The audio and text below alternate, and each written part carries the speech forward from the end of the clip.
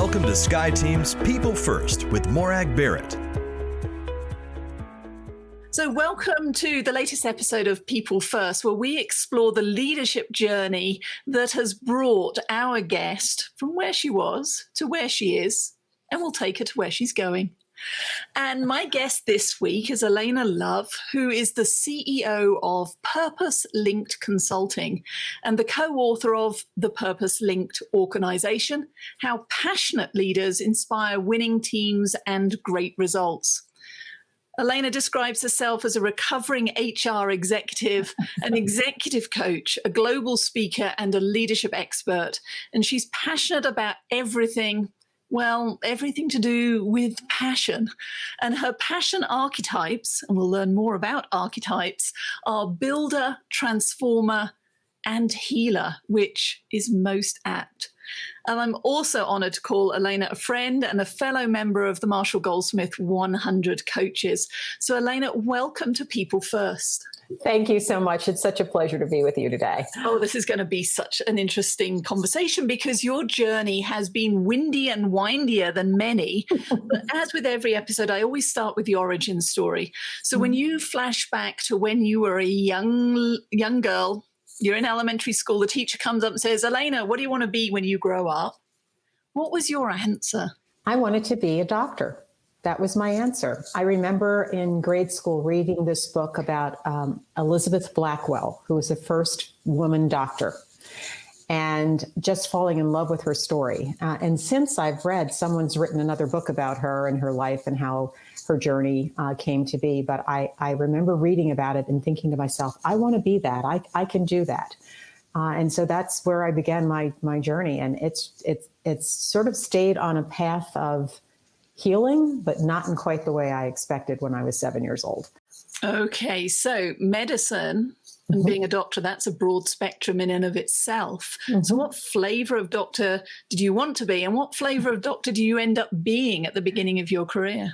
You know, it's really interesting. I ended up studying medical technology originally in my undergraduate studies, which is a field that basically has you doing all of the research studies on a patient when a patient comes into a hospital, the laboratory studies, clinical chemistry, hematology, microbiology, that sort of thing.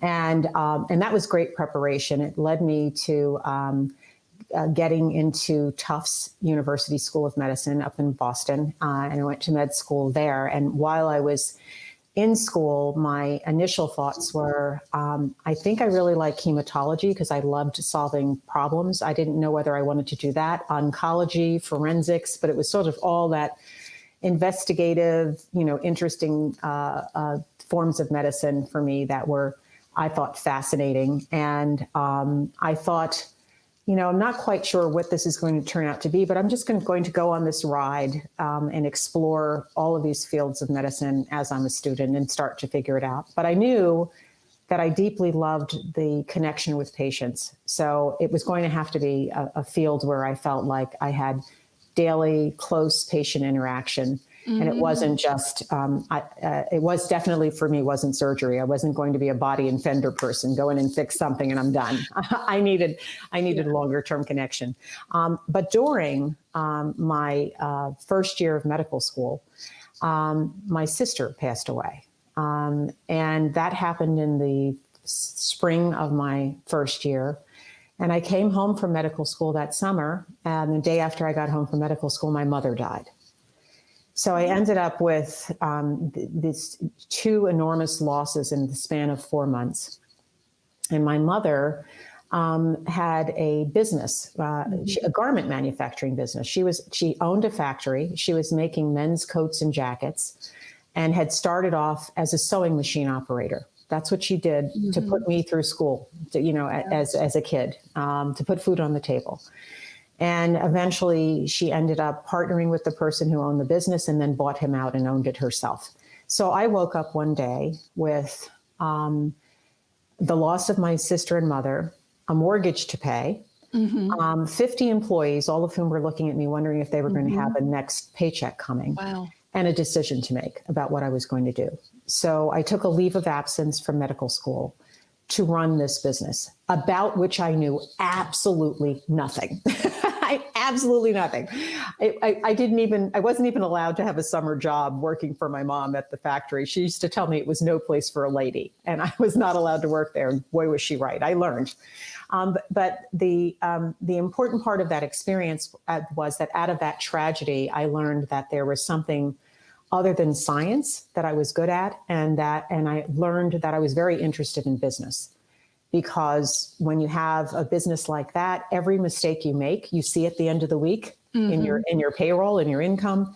And so you learn very quickly how to navigate what can be some pretty choppy waters in a business with very, very tight margins. Wow. So science, business, and the human element. I mean, you talked about the clinical, the patient connection, but now here you are literally in the deep end. And you are now obviously early 20s, but I would imagine your 15 workers span the generations. They're all looking to you, Frances. Yes. How do you navigate that pressure, the grief, the desire to keep your mother's legacy going, but no doubt, if you're anything like me, the self-doubt, imposter syndrome? How do you navigate all of that, Alaina? I think that there were so many changes happening for me at the same time that I didn't have a lot of time to worry about imposter syndrome. I knew I didn't know what I was doing. So there was absolutely no concern that I was fooling anybody. I knew that I had a lot to learn. And the first thing I did was hire someone who knew the business to help me in the beginning of the process, to help me understand how to run the floor, how to run the business, et cetera. And I learned everything I could learn as quickly as possible from that individual so that I could run it myself. With respect to the grief, it took me a long time to process that. I mean, it was months and months and months after my mother died where I really feel like I finally let myself feel that grief. And then it oozed out over some years after that. You're just so busy trying to figure out how to stay alive. I was what I call on a high wire, no net, and trying to carefully make it to the other side without crashing and burning. So, and at the same time, it was this amazing period in a lot of ways. There was so much to learn, Marg. It was just every day, something new, something different that I had to figure out about what I was doing, about myself, about other people, that there was a degree of fascination with all of that as well as fear as it was happening. But, I just didn't have time to wallow in a concern about what I'd lost or what I didn't have or what I couldn't figure out. I was too busy trying to figure out, how am I going to support this bad habit I have of 3 meals a day? Because I got to sort that out. And so I ran that business until I could find a buyer. And that took a few years, and then sold the business. And then had this tough decision to make. Do I go back to med school? Or do I stay at home in an environment where I felt like I had some foundation? Because everything felt pretty rocky after those 2 deaths in my family. And so I chose to stay home, and I ended up applying for a research position at Merck Pharmaceutical Company. So I started there as a research scientist in the field of immunology, and began initially studies that were on compounds designed to modulate immune responses in diseases like lupus and rheumatoid arthritis. And I was responsible for setting up a research assay in mice that was meant to mimic a delayed hypersensitivity reaction in the human body. So, how people respond to and produce antibody responses to certain compounds. And so I learned how to do that somehow. And by the way, I should say I was deathly afraid of mice. and I was doing a mouse assay, right? I was like, wow, completely, okay. right? One of those people, when a mouse ran across the floor, I would stand on a chair and like, somebody do something, there's a mouse, right? So are you still afraid of mice? Or Not anymore. Okay, all right. Not anymore. I had to get over it. It's like, Yeah. and I remember having that conversation with myself during one day. I'm in the animal room, and I've got to set this experiment up, and I have all these mice, and I'm thinking to myself, you better get over this because you need to eat and you need a paycheck. And so you've learned. So I'm curious, that expertise as a research scientist and understanding immunology and when you overlay that with what's happening globally in 2020 and 2021, does that help you to have more confidence, or does it help you to be slightly more afraid, maybe because you understand the ramifications of viruses and how they help me understand? Well, it's interesting. My first reaction, if you remember back in early 2020, they were saying things to us like, you don't need a mask. And every hair on the back of my neck stood up when I heard that. I thought to myself, oh, yes, we do. We need masks. We need to stay apart. Keep our distance from other people, et cetera. We need to wash hands. We need to wipe down surfaces, because we didn't know anything about the virus at that time. Really, we knew very little in terms of how it transmitted. And you remember back when everybody was afraid of cardboard boxes. You remember that time period, right? So we've gone through a lot of learning about this, and so I think it helped me to understand it more and to be more cautious and to recognize that there's a lot we don't know and a lot more to be discovered. And I still believe that's true. We're seeing all of these variants, which is what viruses do. It does what viruses do. Their job is to figure out how to survive so they can continue to infect and reproduce, right? So if viruses killed off all of their hosts, then they wouldn't be around very long. So they've got to figure out how to survive. So it's interesting, because if I take it, because I'm not a scientist, but if I take that virus analogy, it has crossed my mind in the past that we as humans are a virus. And I've certainly been reading, emotions are contagious, much like a virus. True. So when we start bringing that back to, again, I mean, there are so many layers we could unpick, and we only have a short conversation. You're going to have come back for another one. But I'm thinking about your work now around the idea of passion and purpose in the workplace. What was the inspiration behind that, and how do we help leaders to create a passion and purpose that's infectious for good? Because we've certainly seen passion and purpose that is infectious for not so good. Exactly, we have. Unpick that question in any way you wish. Well, it's interesting. My journey to this work was really a personal one. It was going to work for a large company like Merck, thinking that I was going to be there forever. Yeah. I loved the company. I loved the people that I worked with. I loved the things I got to work on. And it was interesting to me and exciting to me until it wasn't. And I made various shifts in my career, which was the beauty of working in an organization like that. And when I looked back at all the shifts I've made, many of which left people scratching their heads, like, how does a research scientist move into human resources, for example? When I discovered the work that I'm doing now, it all made sense. Absolutely all made sense. And so I made these jumps around and crazy transitions, but there was a constant theme with it when I looked back on it now. I always loved work where I was transforming something. I always loved work where I was building something new. And I always loved work that had an element of healing associated with it, where I would work with a dysfunctional team or group of people, and I would be figuring out, how do we get these folks working together effectively, understanding themselves, respecting each other, and really doing what needed to be done in order to advance the business in as positive a way as possible. And so my decision to really pursue this work came from a meeting that I had with my boss, who was giving me a performance appraisal. And he told me I was in the succession plan to replace him. And he was reporting to the CEO. Yeah.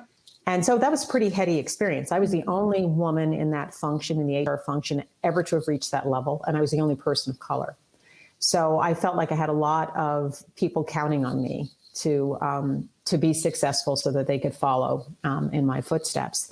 But I made the decision, after him sharing that information with me and me not feeling ecstatic about it, I made the decision that I didn't want the job. That while I thought I had been working all those years for it, it wasn't what I wanted. And that there seemed to be a waning disconnect between what I thought my purpose was and what I thought my passions might be and what I was being required to do every day in my role. So I made, a decision to leave and to reduce my annual income by 100% overnight. Oh, do not try this at home, right? No, I tried that one too. And thankfully 14 years later, SkyeTeam is still thriving. Yay. But I feel you, because that takes courage and vulnerability. To your point, we're on a career track. I was the same in banking in my first one. Keep your nose clean, work hard, and I had a career for life. But something inside was saying, no, this isn't everything. Exactly. And that's what I felt. And after I left, I thought to myself, okay, if the organization could lose someone like me, someone who thought I was a lifer, that you'd carry me out of there in a box, who else were we missing? And as HR professionals, what weren't we doing that we needed to be doing to keep people fully engaged and fully connected and feeling like their work was an extension of who they are rather than just an economic means to an end. And so that really set me off on a journey to doing a lot of exploration and a lot of research of my own. I took my research nerd hat back out again, and I started doing studies, looking at people who were high potential in their organizations, people who were deemed to be folks that were going to be potential C-suite candidates. And I wanted to understand, what would it take for you to stay? What are the experiences you need to feel fulfilled here in this role and in this organization? And I found, as I was doing these interviews over and over again, I kept seeing these patterns of passion showing up repeatedly. And then I realized, you dummy, you've been looking at these passions all your career. You've looked at showing themselves to you in the leaders and teams that you've worked with throughout your career. You just didn't know what you were looking at. So I began to codify those. Yes. Well, I find it fascinating because one of my previous guests, Sarah Beth Burke, has written a book called More Than Your Title, and she talks about hybridization in careers. And of course, we tend to get labeled with the job title we have right now, leadership development expert, and we lose sight of, 15 years of commercial finance. I understand what it takes to run a business. And in your case, you're the ultimate, in my mind, archetype of this hybridization, because it's the medicine, it's the business, it's the research, it's the scientists, it's the human resources, all coming together into this epiphany of the 10 passion profiles that you've identified that can help us all to identify where might we thrive. Exactly. Tell us a little bit about these archetypes. We listed your 3, a little bit about not necessarily all 10, but your favorite and what your research showed. Well, as I was saying, the research really identified that there are 10 archetypes operating in all of us. We all have all 10. I'll just quickly tell you. They are creator, conceiver, discoverer, processor, teacher, connector, altruist, healer, transformer, and builder. Those are the 10. The trick is really understanding what your top 3 are, because if you understand that, then you understand the strengths you're likely to have, maybe even the vulnerabilities you might be more subject to because you have particular passions, and you really have a sight line to the situations and environments in which you're most likely to thrive, which helps eliminate a whole lot of other stuff that you could be stumbling around through trying to figure it out. And so the work is really meant, the instrument is really meant to be a tool that helps people get a deeper understanding of themselves at their core, because these passions that we're actually measuring through this tool that we've created called the Passion Profiler, those passions are actually an outward expression of the deeper purpose that drives you. Passion and purpose are connected. They're not separate entities. And so most of us spend our entire lives trying to figure out what our purpose is. We think we come into the world with one, and we spend our entire lives trying to sort out what does that purpose statement look like in 25 words or less, and please make it articulate. And we struggle with that. Most of us do. But if we understand our passions, we have a sight line to what that purpose might be. Okay. And we also have a deeper appreciation for the fact that you're not here for one purpose. You will be manifesting that purpose in myriad ways throughout your lifetime, and your passions are just the vehicle through which you will do that.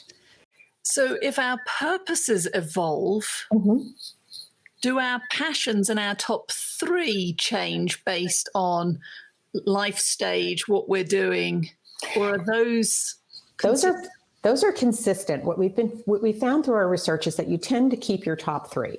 Okay. Whether or not which position in the cluster they occupy can shift. So something that was number one could be number three at a different point in your life, but you tend to hold your top three archetypes.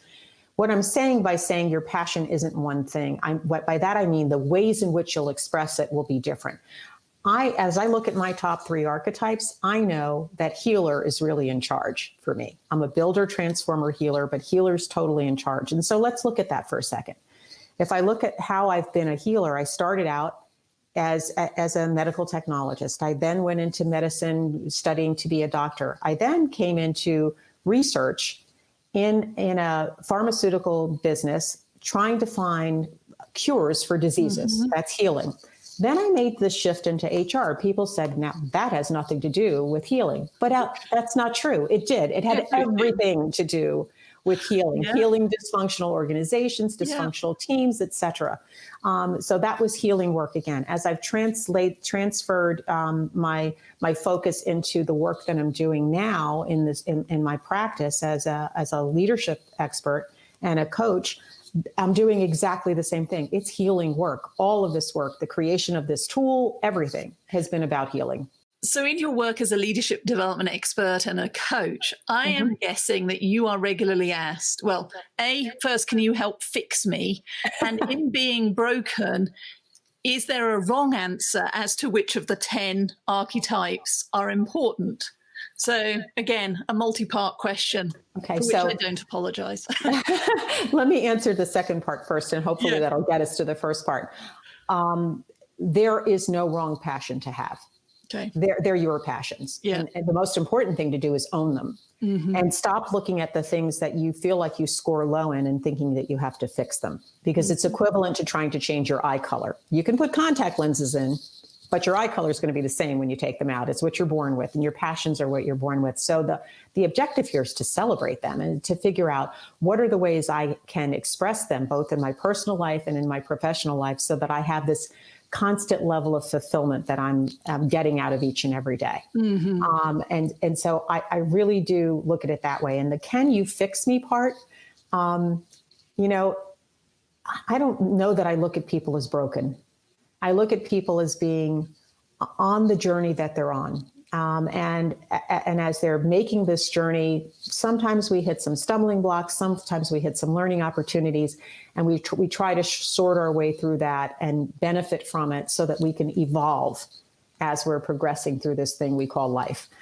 So I feel like my job in my role as a coach with anyone is to really hold a mirror up and to help them celebrate the best that they can be. So how do I, this may be an obvious question, how would I know if I am not living, and I include in that home, work, how do I know if I'm not living my purpose and passions? Well, the first thing to understand is what your passions are. And so the Passion Profiler tool is a way of doing that, understanding that. Now, when we implement this tool at a professional level, we also include with it an analysis of the degree to which you are operating at work with the passions that you actually have or not. Maybe you're using other styles that are different from your own. So you get a pretty obvious data-based answer to that question of, am I using these at work? The more you come to understand your passions and the more you come to own them as your own, the more you also recognize, am I actually expressing these in my personal relationships outside of work? And what's interesting is the more you understand what your passions are, the harder it becomes not to express them in those relationships that are personal relationships outside of work, because you just start to own who you are. And it gets much more uncomfortable to try to assume a different costume that's not the one that's really your true skin. Well, that's now got me thinking. So now I understand my passions. Maybe I know yours, but maybe I just recognize that your passions are different. Is there a way? I mean, we've had so many social justice issues, thankfully, coming forefront in the news. How does this work then help practicing inclusion and bringing us together versus just labeling and creating more of a divide? Well, the beautiful part about this work, especially when I do it with teams, is that people start to appreciate that, first of all, I can celebrate my passions. Mm-hmm. And even though they're different from yours, I still feel celebratory. I don't feel like I have to conform to something I'm supposed to be, but I really am not. And secondly, I can appreciate that your passions offer you a different perspective that I don't have. And so if we're working together as a team, and I ask you to come and take a look at this project that we're working on and tell me what you think about it, you might come and look at that and look at it from a perspective of your skill set or your functional area of responsibility. You put your marketing hat on. My marketing hat says I'm going to look at this a particular way, or my finance hat says I'm going to look at this a particular way. But then if I say to you, great, glad you did that part. Now, you have a processor passion and a conceiver passion. I don't have those. Put your conceiver hat on for a second. Look at what we're doing here and tell me what you see. Mm-hmm. It's like you just put on a set of eyeglasses that nobody else has. Mm-hmm. And you look at that issue and you start thinking of it from a conceiver's perspective. Have we really asked the right question here? Are we thinking enough outside of the box? Are we coloring outside of the lines as much as we should here? Have we really thought about all of the possibilities? Have we played in the space of ideas and what ifs? That's going to cause you to start looking at what we've created and start asking questions, hard questions, pushing back, challenging, playing devil's advocate. And I need that if I want to create the best outcome, right? And if I don't have that natural tendency myself and you bring it to the party, you force me in a positive way to thinking beyond the obvious and to coming up with a better solution than I would have otherwise. It's exciting as I listen to you because it's exhilarating to be on a team where I can play to my strengths and thrive and be the authentic me, living to my passions and purpose. But when we bring them together, that 1 + 1 = 3. We get an exponential benefit in terms of what we're creating and the ripple effect that we can have. Absolutely. So when you went back to the issues that have been going on in the world now, especially social justice-oriented issues, what has become so interesting is that this body of work has begun to morph now. I've done a lot of work with leaders and teams and had those teams really appreciate that someone with a different set of passions is going to look at your business issue differently than you are. And they're going to add value to the work that you're doing so that you come up with better outcomes. People love that because it's happening right in front of them. So what's interesting is when you start asking teams, look, you've got 5 of the 10 archetypes among the people on your team. That's great.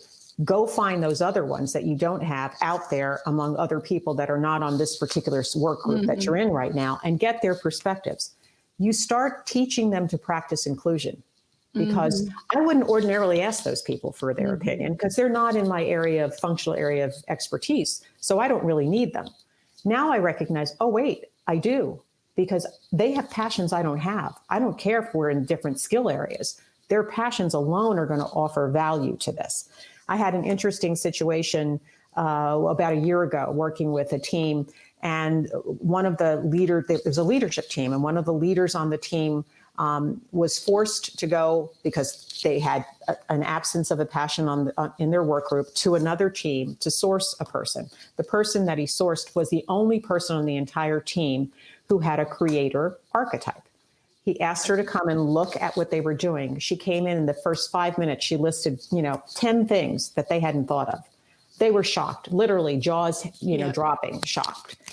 And at the end of the day, he came back and said to the larger group, I only asked her to come to any of the meetings that I've ever had if I had a compliance issue, because she's the compliance officer of our company. He said, now, after seeing what she did in this meeting and what her passion allowed her to see that I couldn't see, I want her on speed dial, and I want her in every meeting I have. It completely changed his perspective on her value. Yeah.